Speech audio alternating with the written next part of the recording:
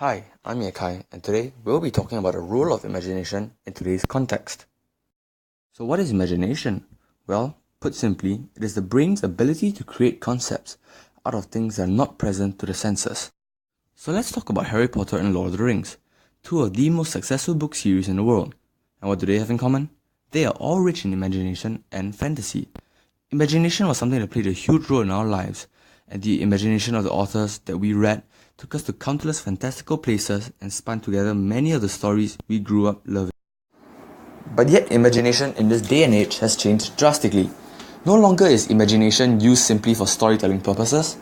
Nowadays, the role and function of imagination is so diverse that it serves to not only allow audiences to view things in a whole new light, but also politicizes events and pushes agendas to the audience.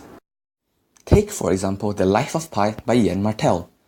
In it is hinted that the animals on the boat with Pi were but a figment of his imagination.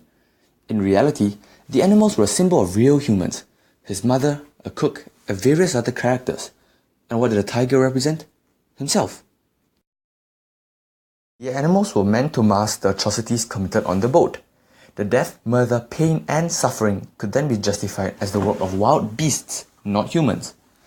Pi's vivid imagination of the humans as animals on the boat allows readers to come and understand that Pi's inability to cope and deal with the cruelty he saw and inflicted.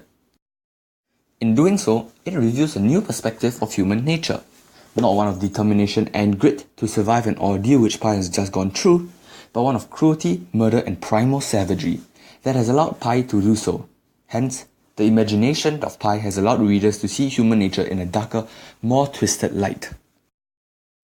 Furthermore, this new perception of human nature is something that strays very far from mainstream perception that human nature is inherently kind, good, and overall made in God's image. Thereby, the imagination of Pi has allowed us to see such a crucial aspect of our lives from a whole new angle and in a whole new light. Another example would be The Late Show with Stephen Colbert. Stephen Colbert's colourful imagination not only attracts audiences, but also often pushes a hidden agenda or perspective through comedy and satire. In wake of the Florida school shooting, he commented that if guns are bestowed by God, then we would have to update the Sistine Chapel. True to his word, Stephen proceeded to feature a photo of an updated Sistine Chapel. The vivid and yet ironic imagination of a gun which represents destruction and death wielded by God in a sacred place of peace and worship is a satirical mockery of the NRA's belief that as a gift bestowed by God, gun rights cannot be limited. And in doing so, we see the use of imagination pushing a political message across to the viewers, advocating for stricter gun control, something that I never thought imagination could do or achieve. And in essence, this is what imagination is all about. Imagination not only tells us stories and takes us places, but also alters our perception of reality and changes the way we view politics. Imagination is in everything that we do.